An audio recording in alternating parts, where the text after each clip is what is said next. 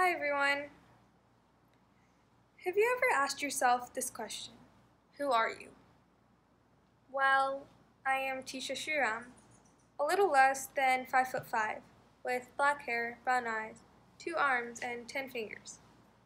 This is who I am from the outside, my physical features.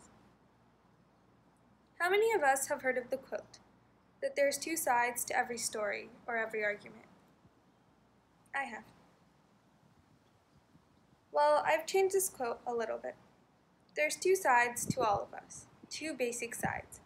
One being physical features, and the other being everything else on the inside, like passions, strengths, weaknesses, who we are as a person, how we define ourselves. Who am I as a person? I love to run. I procrastinate a lot, even after several people have told me not to. I get excited about artisanal salad and love going to the farmer's market.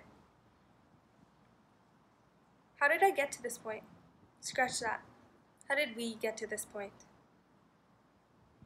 How did we get to a basic understanding of who we are? Let's look at Newton's third law of motion. Every action has an equal and opposite reaction. Every person I have met to this day, even those of you listening to my speech, have taught me something, even if it's small. And in return, they also learned something. Today, you have taught me that words matter because all of you are listening. What you learned in return is up to you.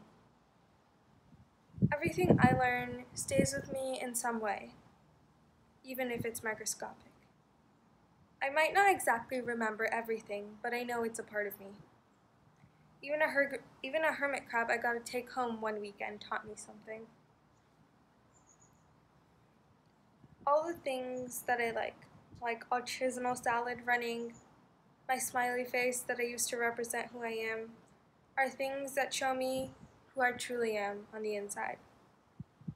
But there's so much going on, the endless number of people I meet, the several things I learn and do every day. And with social media influencers and Instagram, Facebook, YouTube, Snapchat, texting, and emails, the list goes on and on. There's just so much going on. We live in a whirlpool. Things keep spinning, information goes around in seconds. We have to be protected. We have to protect ourselves. We shouldn't let ourselves become mushy and turn into people who we're not. Be true to you. It's just 4 letters. 4 words, 11 letters. It takes less than a second to say. It's so simple but very powerful. Imagine a jar. Take the most important things and put them in first. Then take the things that matter to you but aren't necessarily important, and put the fillers in at last. This is a very important lesson I learned. Put the most important things first, because they're the biggest. If you put the fillers and the things that matter to you the most and aren't very important in first, then the big things won't fit. It's how I stay true to myself. The most important things, like my family and friends, didn't start off very big. They started off very tiny, like a grain of salt. But over the years, they get bigger and bigger because more grains and pieces come together. I keep the big things close, because they're the only ones that can push me back on track if I start turning mushy and turn into someone who I am not.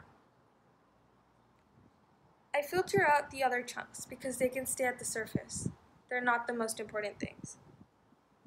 Be careful of what you let filter in. If it's bad, learn from it and let it stay at the surface. If it's good, keep it and let it build on the big things. Let it help push you up onto the next step. It's an endless staircase. At the top, there's light. You can see it from the bottom. Sometimes clouds get in the way, but they go away. They're not always there. With each step you take, you find more of yourself. Rocks fall past you, but don't get scared of them. They're not going to hurt you. Just push them away. They're not a part of you. You have one jar, one voice, and one smile. So So do what you have to protect it and let it thrive. Whether it's letting go of friends who aren't right for you or smiling at every person you meet, be true to you. Who is you? Who are you? You is me, myself, and I. We are a team, and together we stay true to us. Be true to you. Thank you.